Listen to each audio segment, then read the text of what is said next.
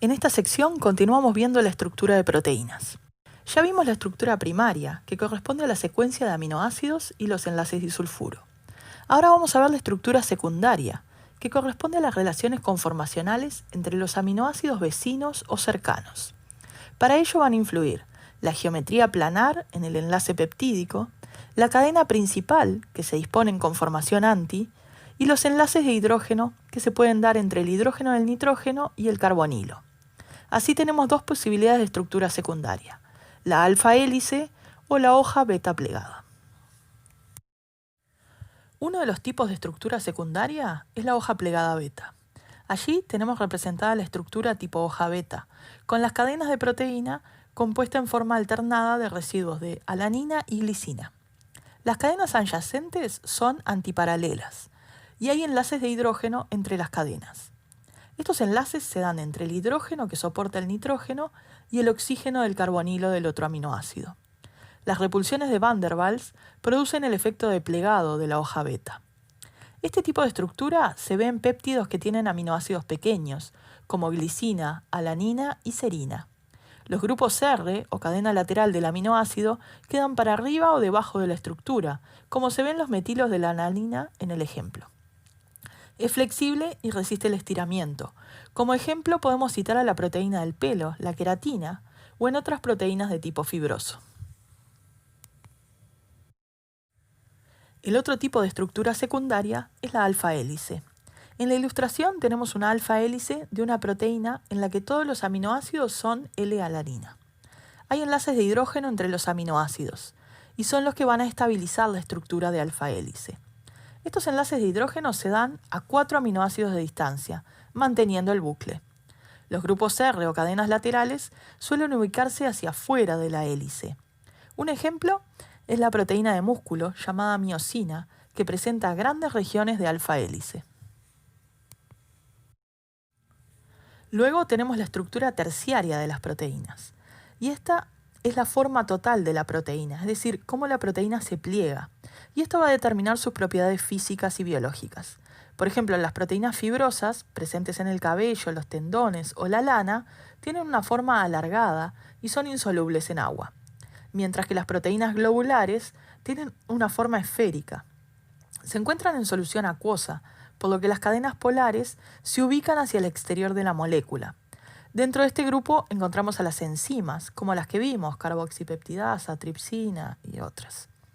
Y ojo acá, no es que las fibrosas sean hoja beta y las globulares sean alfa hélice. Suelen estar intercalados los motivos alfa y beta dentro de una misma proteína. Solo que en las fibrosas predomina más el motivo hoja beta y en las globulares los dominios de alfa hélice. Y luego tenemos la estructura cuaternaria. Esto se ve cuando tenemos proteínas que están formadas por 2 o más cadenas. Y esa estructura cuaternaria es la forma en que estas cadenas se organizan. Por ejemplo, podemos citar a la hemoglobina, que consta de 4 cadenas. Vamos a ver cómo podemos preparar péptidos. Y no es tan sencillo, porque el aminoácido tiene ambos grupos, amino y ácido, que quiere unir a otros aminoácidos que también tienen esos grupos, por lo que voy a necesitar estrategias de protección o bloqueo de grupos para establecer la secuencia que me interesa. Entonces, la síntesis de péptidos consta de varias etapas. En la etapa 1 vamos a proteger los grupos amino y ácido carboxílico que no queremos que reaccionen.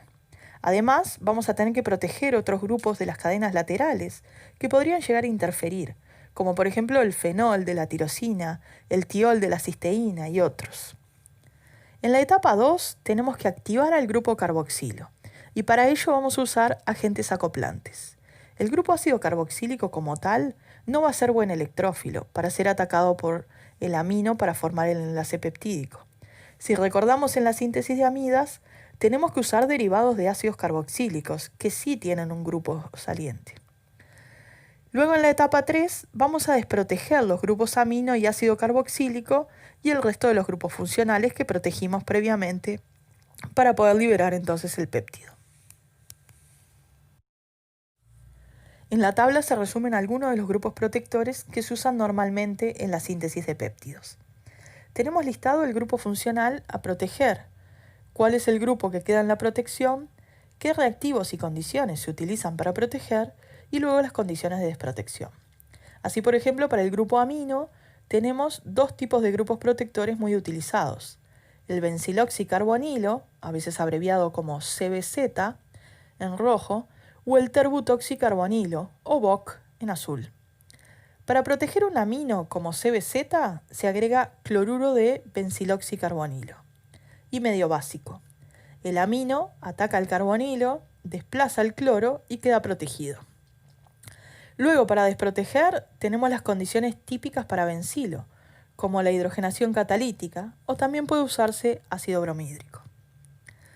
Para proteger un amino como BOC, se agrega anhídrido de BOC y medio básico. Luego, para la desprotección, se puede utilizar ácido trifluoroacético o clorhídrico gas. Para la protección de grupos ácido carboxílico, puedo formar ésteres, y estos se preparan por reacción con un alcohol en medio ácido. Por ejemplo, para ésteres metílicos puedo usar metanol en clorhídrico gas, y para ésteres bencílicos uso alcohol bencílico en medio ácido. La desprotección de estos ésteres se realiza por hidrólisis tanto en medio ácido como básico, y para ésteres bencílicos también podemos hacer hidrogenación catalítica.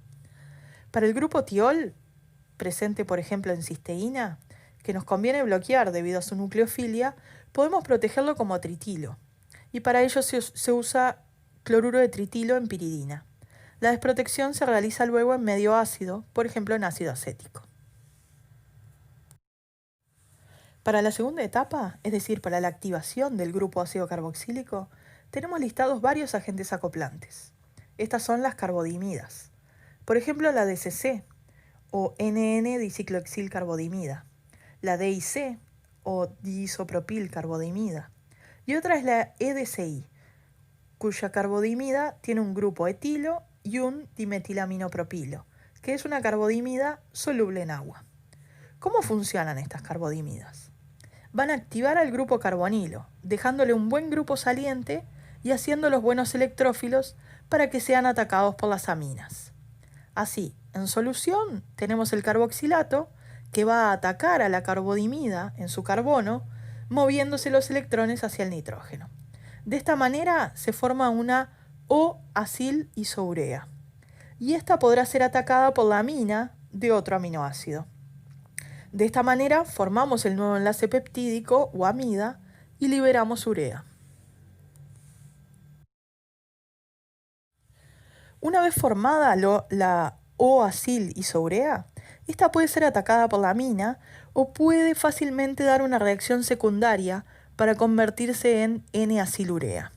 Es por esto que comúnmente se utilizan aditivos en conjunto con el agente acoplante para prevenir esas reacciones secundarias. La formación de N-acilurea se da por un mecanismo que se muestra allí, donde se da un rearreglo. El producto de este rearreglo no nos sirve porque no va a reaccionar con la amina para dar luego el enlace peptídico. Por eso se usan aditivos como la 4-dimetilaminopiridina, el pentafluorofenol o el hidroxibenzotriazol, que se abrevia HOBT. Estos aditivos van a reaccionar con la O-acil isourea para generar un mejor grupo saliente y ser atacados más fácilmente por la amina, previniendo las reacciones secundarias.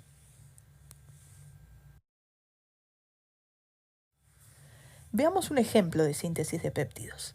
En este caso se trata de la síntesis de aspartamo, un edulcorante muy conocido que es el que tenemos allí en rojo. Si observamos bien su estructura, vemos que es un dipéptido formado por ácido aspártico y fenilalanina. El extremo N-terminal es el ácido aspártico, que aporta su ácido carboxílico principal para el enlace peptídico con la amina de la fenilalanina. Esta fenilalanina es el extremo C-terminal.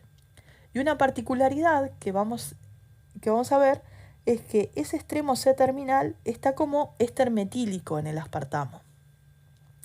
En una primera etapa vamos a proteger los aminoácidos. Vamos a proteger el extremo N-terminal del dipéptido, es decir, el amino del ácido aspártico. Y el aspártico tiene un grupo ácido extra que también vamos a tener que proteger para evitar reacciones secundarias allí. Protegemos entonces el amino del ácido aspártico como carboxibencilo en medio básico y con el cloruro de carboxibencílico. Protegemos también las funciones ácidas con alcohol bencílico y ácido paratolensulfónico, dando ésteres bencílicos. En este punto queríamos proteger solo uno de los ácidos, pero se protegieron los dos. El truco que tenemos es liberar el grupo ácido principal con hidróxido de litio, que realizará una hidrólisis parcial. Nos queda entonces el primer bloque de construcción pronto con el amino y la cadena lateral protegidas. Luego vamos al otro aminoácido para proteger el extremo C-terminal del dipéptido a preparar. En este caso, el ácido carboxílico de la fenilalanina.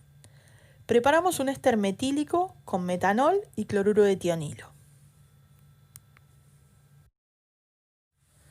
Ahora que tenemos los dos aminoácidos prontos, solo con los amino y ácido carboxílico que queremos que reaccionen, podemos dar el acoplamiento para formar el enlace peptídico.